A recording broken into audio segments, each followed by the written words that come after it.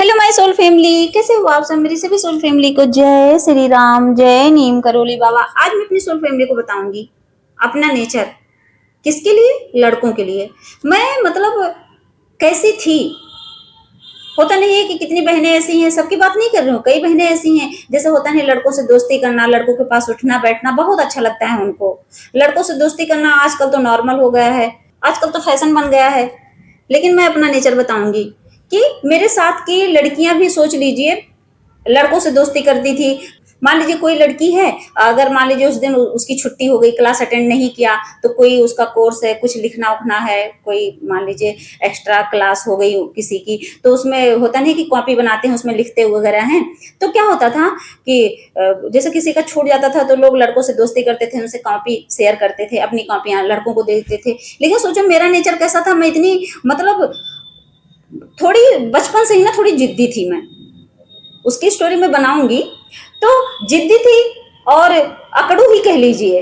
मेरा नेचर इतना स्ट्रिक्ट था ना, एकदम जैसे लड़कों के मामले में तो इतना ज्यादा कि मैं लड़कों से इतना ज्यादा मतलब अंदर से मुझे पता नहीं क्या होता था, मुझे नफरत सी आती थी। अब आप कहोगे ये कौन सा नेचर होता है। मैं सच में मुझे मतलब लड़कों के पास बैठना भी इरिटेट करता था। अगर कोई सोचे कि इनका फायदा उठाते हैं ना, उस समय मैं इतना मतलब जैसे होता नहीं, मैं सच में एकदम बिसैली बन जाती थी, एकदम क्रूर बन जाती थी, एकदम लड़ाई कर लेती थी। इतने झगड़े हो जाते थे मेरे कि लड़के मेरा नाम सच में नागिन रख दिए थे। थोड़ी मिच्योर हुई, मैं 8th में पढ़ती थी। सोचिए 8th क्लास क्या है। आजकल के तो लड़कियां भाई 5th क्लास से ही मिच्योर हो जाती हैं, लेकिन मैं मिच्योर नहीं थी उतनी। मेरे साथ के तो मिच्योर हो गई थी। जो 12th वाले थे वो सब लव मैरिज कर रहे थे, लेकिन मैंने नहीं किया। मेरे अंदर बस वही था शुरू से, एक ही सपने। जब लड़कियां अपना बॉयफ्रेंड बना के घूमती हैं तो मेरे अंदर ये रहता था कि सब एक दूसरे को पसंद करते, तो मुझे वो लड़का पसंद है, मुझे वो। और मेरे अंदर ये चलता था नहीं, मैं किसी को पसंद नहीं करूंगी, मैं बस कोई ऐसा पर्सन होगा जिससे मेरी शादी होगी, मैं उससे प्यार करूंगी, वो मुझसे करेगा। सोचिए, और यही नेचर लेके चलती थी। 8th क्लास में थी, सोचो लड़के मुझे परेशान करने लगे। अब वही होती है एनर्जी। अब आप विश्वास नहीं मानोगे कैसे एनर्जी अट्रैक्ट करती है। और लड़के पता नहीं क्यों अट्रैक्ट होने लगे। सारे तो नहीं, लेकिन उसमें से जैसे जैसे मैं 8th में थी तो 9th क्लास के लड़के मेरे क्लास के मुझे कम परेशान करते थे लेकिन कम। लेकिन जो सीनियर होते थे वो ज्यादा परेशान करते थे, और सीनियर से मुझे डर लगता था। जो 8th क्लास में होगा उसकी उम्र ही क्या होगी, आप खुद सोचो। डेविल कहते नहीं कि जो डेविल होते हैं उनके अंदर सोचो कितनी नेगेटिव एनर्जी मुझे परेशान की है। मैं बताऊंगी आज कैसे लोग कहते हैं कि जो फेमिनाइन एनर्जी होती है उनको कैसे संघर्ष करना पड़ता है। मैंने कितना संघर्ष किया मुझसे पूछना, मैं बताऊंगी आज। तो क्या था, मैं लड़कों के लिए बता रही हूँ, इसीलिए मैं अपनी बहनों को बता रही हूँ कि आप अलर्ट रहो, क्योंकि लड़के बहुत फायदा उठाने की कोशिश करते हैं। मैं इसीलिए आप लोगों को अवेयर करती हूँ, किसी लड़के में फंसो मत। आज मैं अपनी कहानी बता के आपको बताऊंगी कि कैसे मतलब अवेयर रहा जाता है। तो मैं क्या करती थी कि मैं अपना स्कूल आती जाती थी तो साइकिल से। लड़के ना मतलब जो सीनियर थे, अब इतने बड़े सीनियर तो नहीं थे, बदतमीजी करते, लेकिन हाँ वो कुछ नहीं तो कमेंट करते थे। कभी हो तो मेरे पीछे, मैं साइकिल से जा रही हूँ, मेरे पीछे पीछे चल दें। और जिस कॉलोनी में मैं रहती थी वो समझ लो पूरी सरकारी कॉलोनी थी। वहां ये जान लीजिए कम से कम नहीं 20 25 30 लोगों का स्टाफ, वहां पूरी फैमिली रहती थी। ऐसा नहीं मैं अकेले रहती थी, वहां भैया लोग रहते थे, वहां मेरे साथ के कितने लड़के पढ़ते थे, मेरे साथ की कितनी लड़कियां पढ़ती थी। सिर्फ उसमें से 2 लड़कियां ऐसी थी जो हम तीनों एकदम बेस्ट फ्रेंड थे। लेकिन सोचिए सिचुएशन ऐसी होती है ना डिवाइन फेमिनिन की, कि उनकी जिंदगी सच में संघर्ष वाली ही रहती है। मेरे साथ में थी। तो क्या हुआ कि एक फ्रेंड थी, उसकी मम्मी एनम थी, और एक थे उनके पापा मतलब फार्मासिस्ट थे। तो सब तीनों एक साथ ही जाती थी, मतलब हम तीनों एक साथ ही स्कूल जाते थे, स्कूल से आते थे। ठीक, लेकिन सोचिए ऐसा हुआ कि लड़के मुझे परेशान करने लगे, और धीरे धीरे क्या, अब हम तीनों जब आते थे तो हम तीनों लड़ने लगते थे। तो वो लड़के इतने बदतमीज थे, वो पता है क्या कहते थे कि मेरी जो फ्रेंड थी उनसे कहते थे कि तुम्हारे पीछे हम नहीं आते हैं, हम इसके पीछे आते हैं। मेरा नाम लेते थे, कहते थे इसके पीछे आ रहे हैं। सोचिए अब ऐसे में मेरे ऊपर क्या असर होता। मैं रोने लगती थी। मैं आके मम्मी से सारी बात बताती थी। मैं कहती थी मम्मी इतने लड़के बदतमीज है कि उनकी नजर सिर्फ मेरे ऊपर है। अब बताओ, जब मेरी फ्रेंड उनको टोकती थी कि मतलब तुम इतनी बदतमीज क्यों हो, तो कहते थे तुम अपनी शक्ल देखो, तुम थोड़ी ना इतनी अच्छी हो। मुझे कहते थे ये अच्छी लगती है। अब सोचिए, मैं और घबराती थी, मैं मेरे अंदर और घबराहट होती थी कि इतने बदतमीज है, इतने सोच लो। और मैं इसको सिर्फ डेबल एनर्जी मानती हूँ और सब चीजें मैं रिलेट करती हूँ, तब मैं सोचती हूँ कि सच में एक फेमिनिन की जिंदगी कैसे होती है, संघर्ष भरी। बिना इच्छा बिना मन के सोचिए, मैं उन्हें अट्रैक्ट करती थी? नहीं करती थी। तो ऐसे पीछे आते थे। सोचिए, वही है, पीछे आना पीछे जाना, लगे थे। कभी स्कूल में भी जैसे कभी होता था, मेरा नाम ब्लैक बोर्ड पे ही लिख के चले जाते थे। ये होती है बदतमीज लड़कों की पहचान। जो मेरे भाई लोग देख रहे होंगे वीडियो, वो समझ रहे होंगे। अब ये नहीं कि मेरे सारे भाई बदतमीज हैं, नहीं, मैं अपने भाइयों को कभी बदतमीज नहीं बोल सकती, लेकिन हाँ, कुछ ऐसे डेविल लोग होते हैं जिनके अंदर नेगेटिविटी रहती है, वो इतने नेगेटिव रहते हैं। उनका क्या रहता है, जितनी नेगेटिव एनर्जी है वो कभी नेगेटिव लोगों को परेशान नहीं करती। हमेशा ये याद रखना, जो नेगेटिव लोग होते हैं वो हमेशा पॉजिटिव की तरफ अट्रैक्ट होते हैं।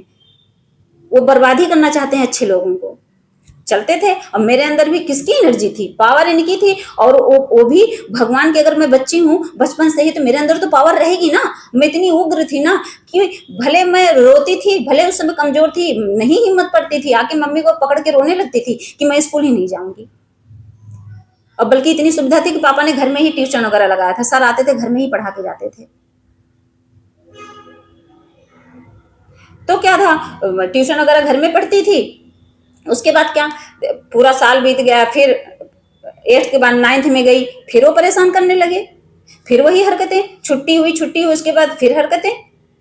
संडे के दिन छुट्टी रहती थी, आप विश्वास नहीं मानेंगे ना, संडे के दिन वो जानते थे भाई, एक तो मेरे पापा डॉक्टर थे तो फेमस थे, तो जानते थे इनकी बेटी, इतना जानते थे, लेकिन सोचो बदतमीजी उनकी, सुधरते नहीं थे। और मेरी हिम्मत सोचो, मेरी मम्मी कहती थी पापा से बताऊं, तो मेरा डर देखो, मेरे पापा इतना मुझे डरा के रखते थे कि अगर किसी लड़के से बात करी, मैंने एक वीडियो में बोला भी था कि मेरे पापा हमेशा ही कहते थे अगर किसी लड़के से बात करी ये तो मैं इसे मारूंगा, और मैं मार खाने से बहुत डरती थी। लेकिन मैं मम्मी से कहती थी अगर पापा से बताओगे तो पापा मुझे ही ब्लेम करेंगे कि इसी ने उसको इशारा किया होगा तभी ये लड़के आ रहे हैं। आप सोचिए मेरी सिचुएशन। लेकिन कहीं ना कहीं भगवान को लेके चलती थी। भगवान से पता है क्या कहती थी, नहीं बोलना चाहिए उस समय, लेकिन मैं कहती थी हे भगवान ये मर जाए ना तब मजा आए मुझे। उनकी मौत की दुआ करती थी। बचपना देखिए मेरा, कहती थी हे भगवान एक्सीडेंट हो जाए रास्ते में, मर जाए ये सारे। गुस्से में नहीं था मेरे अंदर समझ, बहुत ना समझ थी, लेकिन यही था, चलो चलता गया। और जो मेरी फ्रेंड थी ना, उन्होंने मेरे साथ आना ही छोड़ दिया। दूसरे साल पे वो मेरा साथ ही छोड़ दी। ये मेरा कर्म ही तो था, मेरे संघर्ष की कहानी बता रही हूँ मैं। उन्होंने मेरे साथ आना ही छोड़ दिया। अब मैं अकेले आऊं अकेले जाऊं, सोचिए कितना रोना आता था। मैं रास्ते में आंसू पहुंचते ऐसे पहुंचती रहती थी, साइकिल चलाती रहती थी। समझ ही नहीं आता था क्या करूं। अब देखिए वैसे कुछ नहीं, हिम्मत नहीं थी कि पकड़ लें, क्योंकि ये डिवाइन प्रोटेक्शन था, हिम्मत नहीं थी पकड़ने की। लेकिन पता है क्या, मुझे इतने इरिटेशन होते थे अगर मेरे पीछे कोई आता था और बिना मेरी मर्जी के 4 लोग देखते थे, यही सोचते थे कि इस लड़की ने जरूर इशारा किया होगा, यही तो लोग सोचते हैं। लेकिन नहीं, ऐसा कुछ नहीं था। और मेरे क्लास में भी लड़की मुझे अगर हल्के से भी कुछ ऐसे गलत वर्ड बोल देते थे, मैं तुरंत सच में एकदम चिल्ला के खड़ी हो जाती थी। तो मेरा नाम नागिन रख दिए थे। जैसे क्लास में एंट्री करती थी तो कहते थे देखो नागिन आ गई। सहा कि नहीं सहा मैंने, लेकिन हाँ भगवान का मैं थैंक यू बोलूंगी, यूनिवर्स का, कि कभी किसी की हिम्मत नहीं थी मुझे टच कर दे उंगली से ऐसे, बस दूर दूर अपना चाहे जितना अपना छिछोरापन दिखा ले। चलते जैसे टाइम बीतता गया, फिर मैंने गुस्से में मैंने कहा मम्मी अब चाहे पापा मारे मुझे चाहे जो, लेकिन मैं उनका अति बर्दाश्त नहीं कर सकती हूँ। लोग मेरे पे हंसेंगे, हमेशा ये सोचते थे लोग मेरे पे हंसेंगे। उम्र ही क्या थी बताइए, सोचिए, कोई एज नहीं थी। लेकिन उस समय मुझे इतना, बस रोती थी। मैंने कहा पापा से कहो। और मेरे पापा फेमस थे वहां लोग, बल्कि उन लोगों के मतलब जितने इर्द गिर्द आसपास के गांव में मेरे पापा का भाई, देखो वेटनरी में मेरे पापा डॉक्टर थे, लोगों के यहाँ जानवर वगैरह रहता था, तो मेरे पापा से ट्रीटमेंट के लिए हॉस्पिटल भी लेके आते थे। ऐसा नहीं आते थे। मम्मी ने पापा से कहा, फिर पापा गए सबके घर गए। फिर पापा ने यही कहा कि अगर आज के बाद मेरे बच्चे के पीछे अगर मैंने देखा किसी को, तुम लोगों के बेटे को, 3-4 लड़के थे सोचिए, सबके घर गए और मैंने सबका एड्रेस कहीं ना कहीं से निकलवाया। मैंने कहा, जैसे पापा के जो स्टाफ के लोग थे थोड़े 4th क्लास में थे, मैंने उनसे कहा कि इनका पता करके दिलवाओ। मम्मी ने रिक्वेस्ट करी, सबको पता करके लेके आए। तब पापा सबके घर जाके और इतना बुरी तरह उनको मतलब पिटवाए थे, उनके अपने पापाओं से मार खाए थे खूब। लेकिन मैं फिसली ना, क्योंकि मैं स्ट्रिक्ट थी, बचपन से ही जिद्दी थी। और मेरे अंदर हमेशा ये रहता था, बस मैं इधर उधर कभी अपना दिमाग नहीं भटकाऊंगी, अपना पढ़ाई करूंगी, उसके बाद मम्मी पापा जहां शादी करेंगे उन्हीं के साथ रहूंगी और किसी के साथ नहीं रहूंगी। मैं कभी अपने पापा की नाक नहीं कटाऊंगी, अपनी मम्मी की नाक नहीं कटाऊंगी, क्योंकि मम्मी स्पिरिचुअल थे। बस हमेशा हम लोग सत्संग में आना जाना रहता था, हमेशा भगवान को लेके जब सुन रही हूँ चीजें तो कहाँ से मैं भटकूंगी, नहीं भटकी। और मेरे बाबा की कृपा थी, वरना भटकने वाले भटक ही जाते हैं।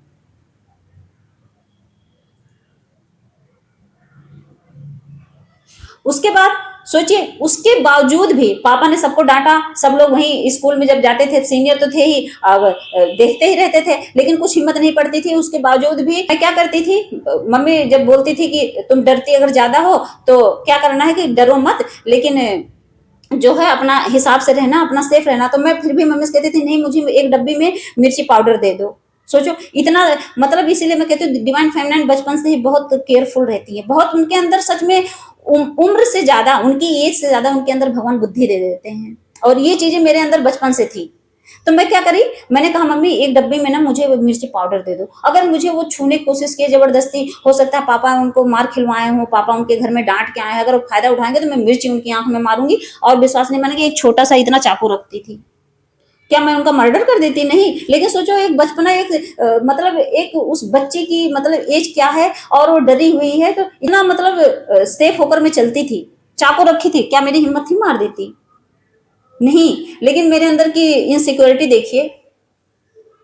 मम्मी हंसने लगती थी, मम्मी कहती थी कि तुम्हारी इस चाकू में कितना दम है। मैं कहती थी नहीं मैं रखूंगी, अगर मुझे ऐसे टच करेंगे मैं उंगली उंगली, उनकी उंगली उंगली काट दूंगी।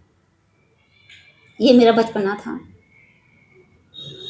लेकिन मैं कभी भटकी नहीं। और तो और आप सोचिए, जैसे कभी होता है, जैसे पापा के पास बाइक वाइक थी, बाइक से कहीं आना जाना रहता था, लेकिन कभी मम्मी के साथ अगर मुझे कभी बस में सफर करना पड़े ना, मैं बस में बैठ के जाती थी, तो मैं हमेशा कोने वाली सीट चुनती थी। मम्मी से कहती थी कि इधर बैठो। मुझे लड़के इतना इरिटेट करते थे कि मैं कहती थी नहीं, अभी ये लड़के इधर से टच करके चले जाएंगे। सीट में भी अगर किसी लड़के के बगल बैठना हो तो कहती थी मैं यहाँ नहीं बैठूंगी, कितना भी हो मम्मी। अगर अगर कोई बस भरी हो उसमें कहती थी मैं नहीं बैठूंगी, खाली मैं बैठूंगी, भले वेट कर लो, आधे घंटे के बदले 2 घंटे लगे, मैं नहीं जाऊंगी। सोचिए मेरा नेचर कैसा था।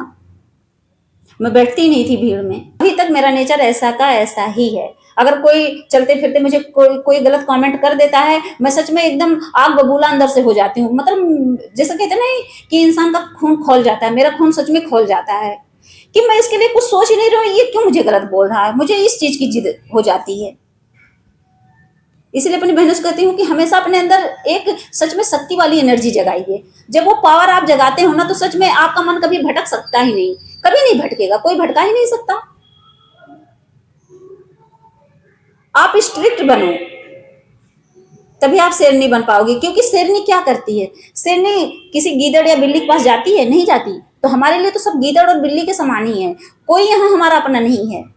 इसलिए मैं अपनी बहनों से कहती हूँ कि शेरनी बनो, बस अपने ही अंदर वो पावर जगाओ कि आपको कोई मतलब हर्ट करे, कितना भी करे, बाहर से कर ले, लेकिन हिम्मत ना पड़े, टच कर ले। और सच में आज तक सच में इतना हो गया, लेकिन कोई छू नहीं सकता मुझे। क्यों? क्योंकि मैं सच में दहाड़ जाती हूँ।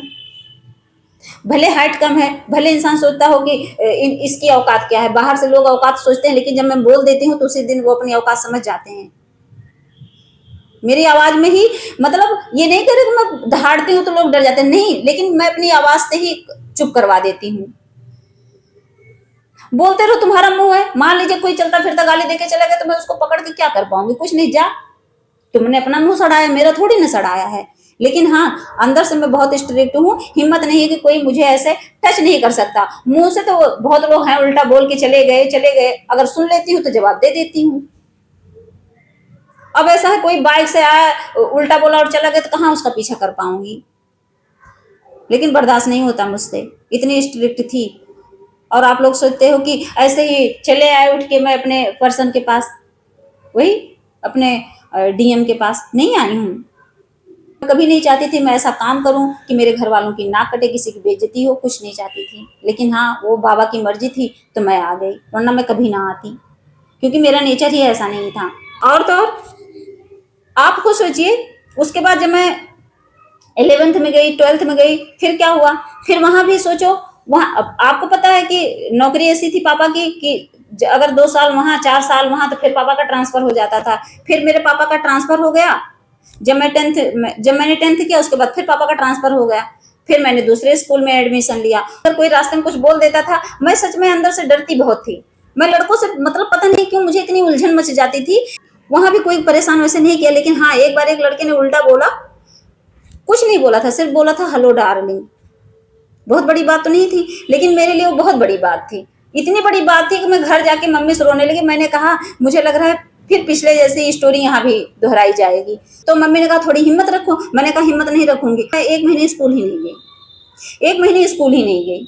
और मैंने भगवान से पता है क्या कहा? मैंने कहा अगर स्कूल नहीं जाऊंगी तो पापा मुझे डांटेंगे, पापा मुझे डांटेंगे तो मैं क्या जवाब दूंगी? तो मैंने खुद भगवान से दुआ करी, हे प्रभु, अगर सच में मैं आपकी अच्छी बच्ची हूँ तो प्लीज हनुमान बाबा, उस समय हनुमान बाबा घर में थे, उसका भी मैं बताऊंगी रीजन कि हाँ हनुमान बाबा को कैसे मैंने पकड़ा था। उस समय हनुमान बाबा थे, ठीक। मैं फोटो के सामने मैंने कहा हे भगवान, हे प्रभु, कुछ मदद करिए, मुझे बीमार कर दीजिए, और ऐसा बीमार करिए कि मैं 1 महीना रेस्ट कर लूं। अपने लिए बद्दुआ मांगी। अपने लिए कौन दुआ ऐसी करेगा? दुआ क्या थी? वो बद्दुआ थी।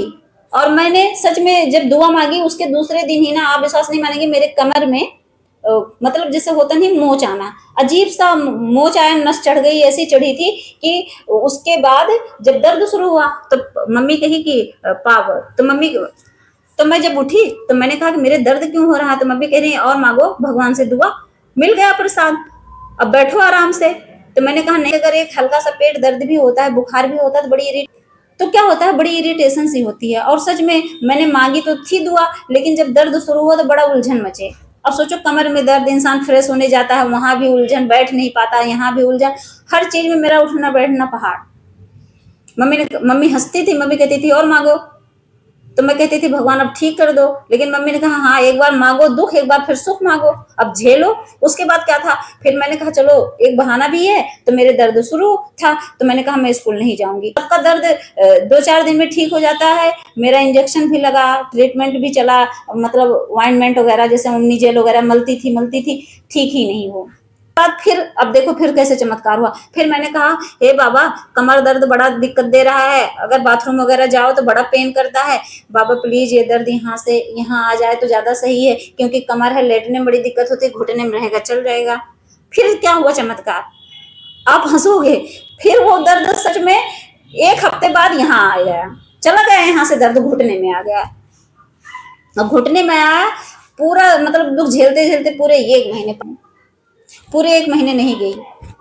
लेकिन ये था, बैठ के खाती थी, और अब तकलीफ थी तो काम वाम कुछ कर नहीं पाती थी, मम्मी की हेल्प भी नहीं हो पाती थी, लेकिन नहीं गई, पढ़ाई अपना करती रहती थी बैठकर, जैसे तैसे ट्रीटमेंट लेती रही। ट्रीटमेंट में क्या, मेडिसिन वगैरह खाती रही। उसके बाद जैसे तैसे सही हुआ, स्कूल गई तो वहाँ के जो क्लास टीचर थे उन्होंने कहा इतने दिन कहाँ थी? तो मैंने कहा सॉरी, और मैं क्या गलती करी थी कि मैंने वहाँ एप्लीकेशन नहीं भेजा, भेजा ही नहीं था। और पापा को सब लोग जानते थे, थोड़ा समझ लो ये था, सोर्स था, इसीलिए मैंने कहा एप्लीकेशन दूंगी ही नहीं। तो नहीं दिया था, रूल के खिलाफ था। लेकिन हाँ, वहाँ मैं कौन देने जाता, कैसे जाता, मेरी दोस्ती उस्ती बहुत कम ही रहती थी, मैं ज़्यादा लड़कियों को भी दोस्त नहीं बनाती थी। तो जब गई, अचानक क्लास टीचर ने कहा कि इतने दिन कहाँ थी? मैंने कहा सर तबीयत खराब थी। तो उन्होंने पता है क्या बोला? उन्होंने कहा कि शक्ल देखने से तो नहीं लग रहा तुम्हारी तबीयत खराब है। अब मैं कैसे बताती कि हाँ ये तबीयत खराब क्यों हुई थी और इसके पीछे का रीजन क्या था, सारी चीजें थी। तो इतना मैं डरती थी लड़कों से, सोचिए, कि अपने लिए ही उल्टा सीधा दुआ करती रहती थी कि मुझे स्कूल ना जाना पड़े। तो ऐसी थी मेरी लाइफ। और आप लोगों के दिमाग में ये चलता रहता है कि ये ऐसे ही चली आई हैं अपने पर्सन के पास, इनको इज्जत की फिक्र नहीं थी। बहुत फिक्र थी मुझे। मैं अपने घर में सबसे ज्यादा जिद्दी और स्ट्रिक्ट लड़की थी।